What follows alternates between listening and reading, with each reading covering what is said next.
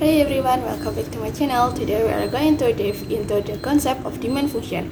Don't worry if economic is your strongest subject. I'm going to explain it in a way that's easy to understand. So let's get started. Definition of demand function. First, what is a demand function? It's the relationship between the price of goods and the quantity that consumers are willing to buy at a specific time. Simple term, it shows how much of a product people are willing to buy depending on its price. Now let's break down the different types of demand function to make it clear. Individual demand function.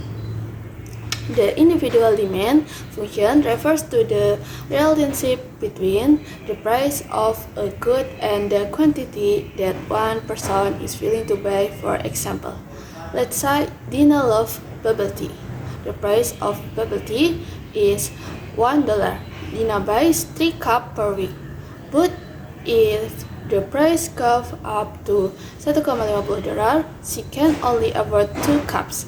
This shows the concept in individual demand, how quantity demand changes with price. As the price increases, usually the demand decreases.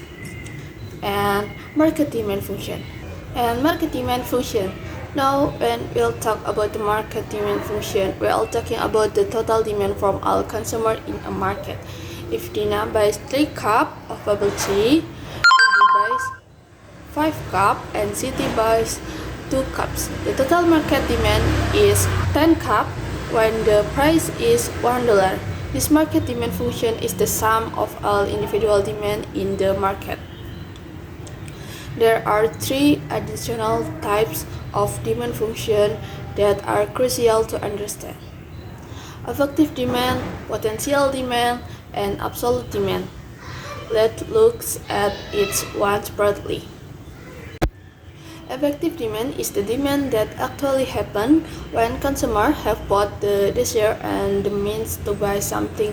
For example, if a student wants to buy a smartphone for $200 and they have the money, that effective demand because their desire matches their ability to buy. Potential demand is demand that might occur under certain conditions. For example, someone might really want to buy a pizza, but it's too expensive. If there's a huge discount, they might be able to afford it. This changes potential demand into effective demand.